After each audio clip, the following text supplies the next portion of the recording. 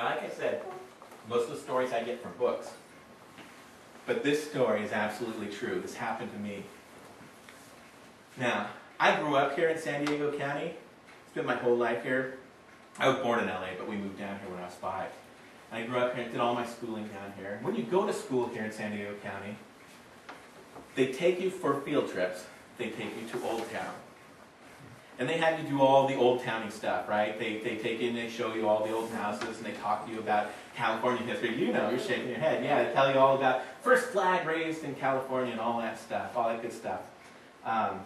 They take you over to the Casa Estudillo where they have you make adobe bricks. Now, supposedly you're learning all about, you know, how people made adobe bricks, but they actually use those bricks to repair the building, so I think it's just really child labor. Then they take you over, yeah, I mean, you're 4th graders, right? They take you over to where there's this big cauldron of boiling wax, and you all stand around it, and you got a wick at the end of a stick, and everybody's dipping it in there, this big cauldron of boiling wax with a live fire under it, a bunch of 4th graders, and there's always one jerk that's going to whip you with the wax while you're back there. And then you wind up with I mean, basically you got enough time to make a birthday candle that's 12 inches long, but not much more than that. Then the end of every trip to Old Town ends with a trip to the Whaley Mansion. Now, the Whaley Mansion was built in 1856 by Thomas Whaley. It was the first brick building built in San Diego. He built it with bricks from his own factory. He owned a brick factory here in town. He was a pillar of San Diego community. He did lots of cool stuff. And in this building, in this mansion of his, he had the first courthouse in San Diego. That courthouse is still there. It's a beautiful courthouse, right? He had a general store called Whaley and Crosswaite, because his business partner, Philip Crosswaite, was the sheriff in town. And so they had all, you know, he had everything there. Upstairs he had a theater where they would hold shows and stuff, like traveling musicians would come to town, and he had a theater upstairs in the show. Now, because I grew up here in town, and because I like Old Town, and we would go there on field trips, and we would go there on regular trips and stuff too, I'll bet as a youth I've been in the Whaley Mansion a dozen times.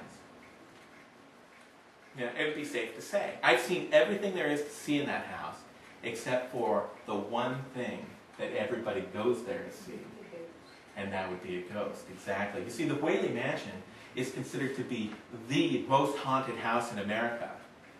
The United States Department of Commerce maintains a list of houses that it considers officially haunted, mostly for tourism reasons, and the Whaley Mansion is the top house on that list. That house was considered haunted the day it was built in 1856. You see, Thomas Whaley, he built this house in the center of downtown, in the center of what was downtown San Diego at the time. Beautiful location, right? Very expensive location, right? I mean, it's 15 minutes from the beach. It's great. 15 minutes walking from the beach. So it's a nice place to build a house. And he got that land really cheap. Why? Because it was the site of the gallows where Yankee Jim Robinson was hanged. And Thomas Whaley used to write in his diary that he could hear Yankee Jim upstairs stomping around, not long after the house was built. And since then, the Whaleys have all died in the house, and they say you see all sorts of ghosts, including their dog, occasionally comes out. Now, like I said, I've been to that house a dozen times, and I've seen everything there is to see except for a ghost. And I really wanted to see a ghost. And back in those days, the Whaley Mansion wasn't open at night. It was only open during the day. Since then, they've been open at night because they found out it's more lucrative. But back in those days, it wasn't open at night except for special tour groups. And we were going to a conference down in Coronado, and we were staying at a resort down in Coronado, and we had a free night at downtown San Diego. Let's do some touristy stuff, right? So I got on one of those special ghost tours that goes to the Whaley Mansion at night. We drove all over town, and we went to all these different haunted houses like the Villa Montezuma, and we went to all these other places and saw, you know, lots of things like tombstones and stuff like that. But we got to the Whaley Mansion. It was the last stop on the trip. We got there at midnight. Now, I knew that I was going to go to the Whaley Mansion at night, and I had never been there before at night. And so I wanted to see a ghost. So what did I do? I read every ghost story I could get my hands on about the Whaley Mansion, and thereby maximize my chances to see a ghost. And I knew if I wanted to see a ghost in the Whaley Mansion, there were 4 places I had to look. I had to look at the sofa where Violet Whaley bled to death after shooting herself in the heart. And I had to look at the archway in the living room, which supposedly is on the site of where the gallows was. And they say that sometimes you can see Yankee Jim in there, just hanging around. I had to look at the back bedroom, where Corinne Whaley, the last Whaley to live in the house, lived until she died. And I had to look at the back staircase, where they say you can see Anna Whaley standing on the 9th step, like she did the night she held off the marauders that were trying to murder her children. So we went into the house at midnight, and I walked by the sofa where Violet bled to death. I didn't see anything happening there. So I moved on. And I looked at the archway where Yankee Jim was hanged, and I didn't see him there. They say that if you walk through that archway, you can feel a tightening about your throat, but they don't let you walk through the archway anymore. And then I started heading towards the back bedroom. Now, as you go towards the back of the house, as you're heading towards the back bedroom is all the way in the back on the right, and the staircase descends on your left. And if you want to take things in order and save the best for last, you don't want to look up the back staircase before you get to the bedroom, right? So I put my hand up so that I didn't accidentally look up and see a ghost before, ghost out of turn. Okay? I went into the back bedroom where Corinne Whaley had died. And I stood in that room and I stared in there waiting to see a ghost.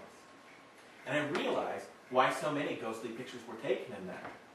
There's a big sheet of plexiglass that's up, so you can't reach through and touch all the old furniture and stuff like that. It was a museum. And so I guess, you take a picture, your flash goes off, you get a reflection of the person standing behind you, you put it on the internet and say, I saw a ghost in the Whaley house. But I'm standing in this room, so many people have seen ghosts in this room. There's so many ghost stories written about this room. And I'm just staring in there, waiting to see a ghost. The tour guide, she called everybody up to the front of the house, up to the courthouse, to tell ghost stories. And so everybody left. And I realized at that point that every ghost story I've ever read about the Whaley Mansion begins with, I became separated from the crowd. And so I had become separated from the crowd, and I'm standing there in this room, and I'm really starting to get scared.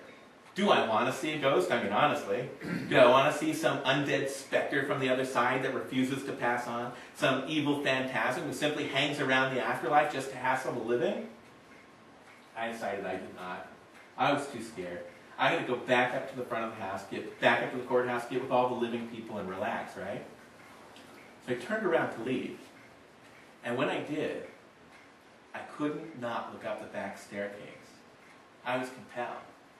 And when I looked up the back staircase, there, standing on the 9th step of the back staircase, right where she was supposed to be, as plain as you and me standing here, was Anna Whaley, dressed in a 19th century outfit. I screamed like a little girl. Everybody came running up from the front of the house to find out what the problem was. And the docent, who was dressed like Anna Whaley and standing on the 9th step of the back staircase, was laughing at me because I had just screamed at him. That's a true story.